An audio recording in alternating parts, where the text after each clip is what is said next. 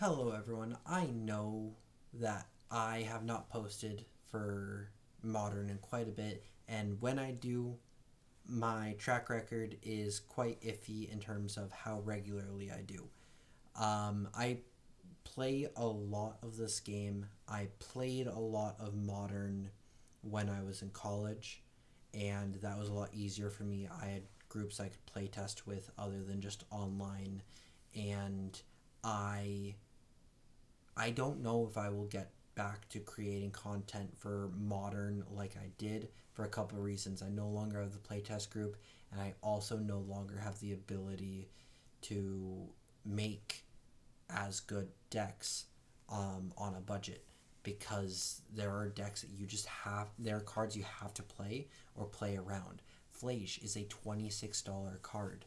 I managed to fit two of it in the deck. I wanted three. I was looking at the deck and I was like, man, this is a $125 deck. And so I had to find a way to replace the Flage, but we have ways to get to it, don't worry. And we have ways to do a similar effect. We added in some lightning helixes. Not the same thing, but it is quite similar in terms of the effect, just not the body.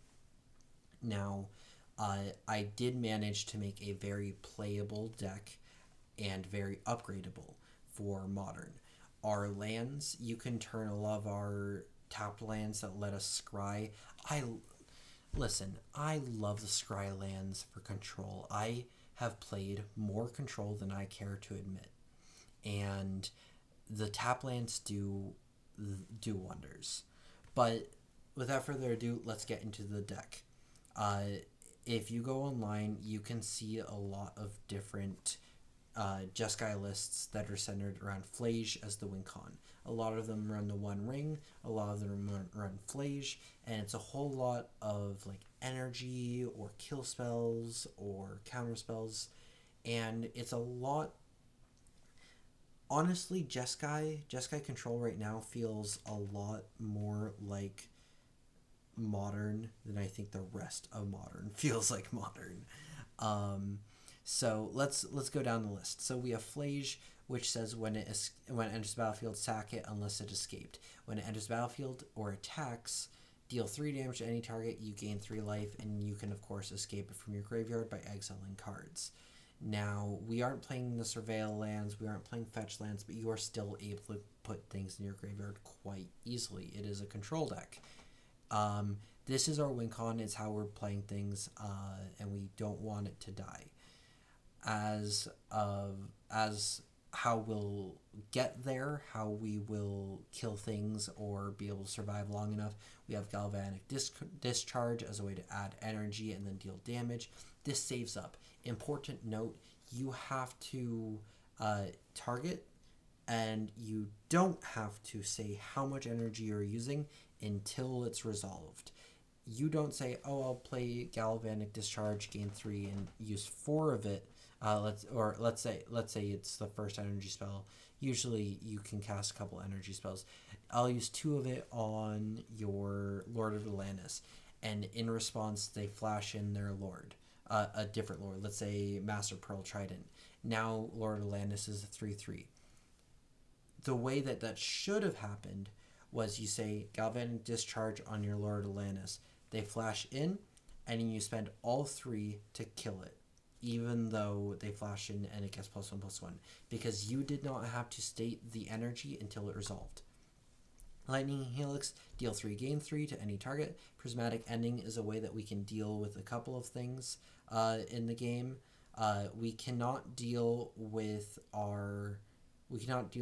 One Ring with this. Our mana base is not quite to the level where we want to be being able to use 4 colors with Prismatic Ending. That being said, if you want to upgrade the mana base, it's super easy to, and you'll be able to exile the One Ring with it.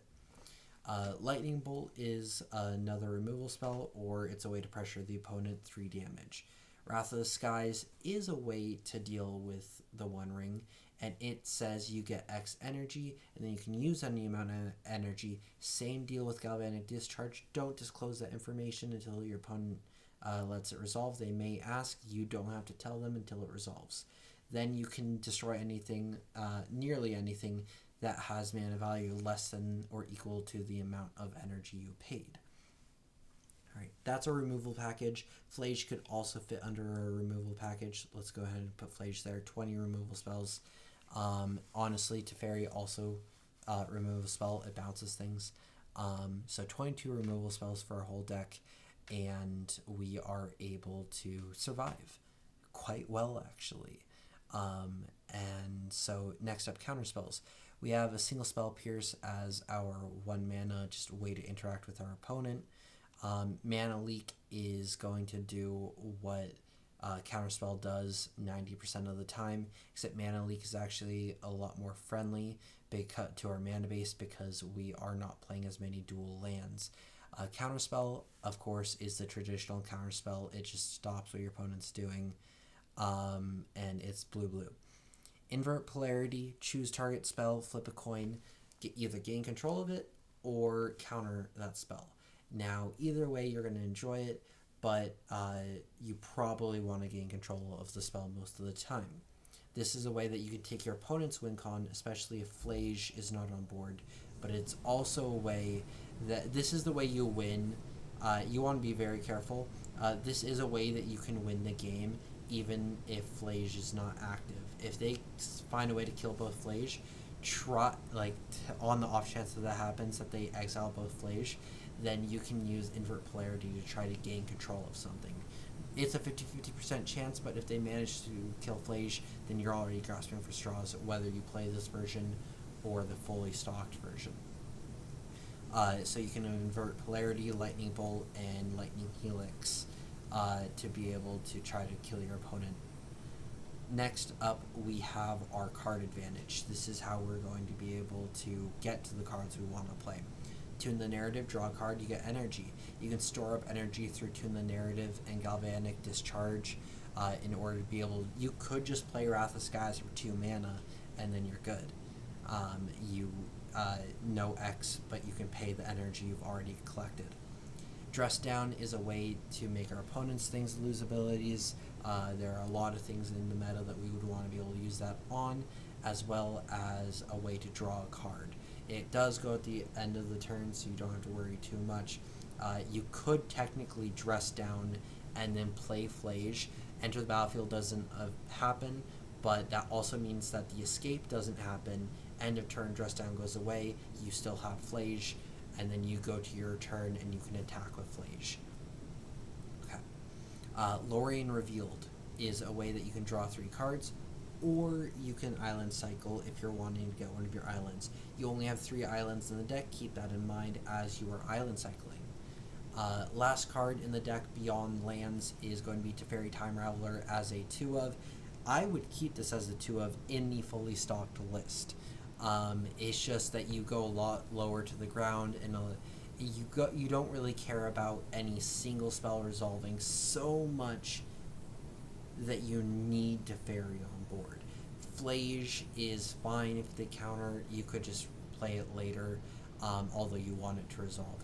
Teferi is a great card, though. It does shut off your opponent from being able to interact with you in most ways, and then it can make you be able to cast things like Wrath of Sky during your opponent's turn, Prismatic Ending during your opponent's turn. Then Lorien Revealed you could cast during your opponent's turn. Who knows? Teferi also allows you to bounce something to your hand to replay it later if you want to bounce one of your own things to your hand, and then you draw a card off of it. In the fully stocked list, this is used to bounce the One Ring to your hand. In this version, you could bounce Flage to your hand and replay it. You could also play Dress Down, bounce Dress Down, play Dress Down, and that's a 3-card draw turn. You can also, of course, use this on your opponent's things. Please do not be afraid to use this on your opponent's things as well. Very good at delaying your opponent's attacks. If you play Teferi and immediately minus him, he will be at 1. Be careful of that. Other than our basics, we have a couple of temples that allow us to scry and get through the deck that we want to get through. Mystic Gate as a way to filter our lands because we are playing a little chunkier of a mana base. And Arena of Glory is a way that we can play Flage from the graveyard and give it haste. So this is played in the fully stocked list of this deck, and it is phenomenal. It is the best land in the deck. All right, now if we go to sideboard, we do have a couple things to look at. We have Celestial Purge for that scam match, where you probably are wanting to take out some of the smaller. You want to keep in the removal, but you might want to take out the Prismatics. Wrath of Sky is probably decent, but look at what your opponent's playing. Prismatic probably comes out in that matchup, so that's a pretty easy switch.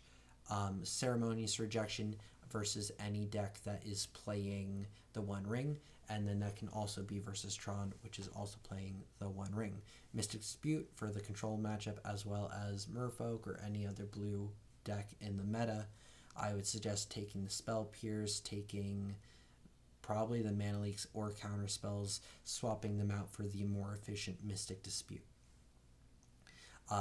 Obsidian Charmaw versus Tron, as well as any other decks that you think you can be destroying any critical lands. You could use this in the control matchup to destroy their Arena of Glory. Okay.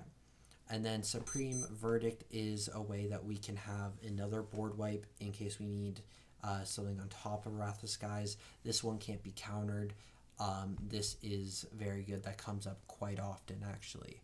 So this is the deck, clocking in at $99.06 for the deck that you see on the screen right now. And it is honestly a lot better than I thought I was going to get when looking at Modern and saying, okay, what can I possibly make? And I've playtested this. It's awesome. I haven't been able to playtest it a ton, but when I go in and play it, it feels like a Modern deck. It does.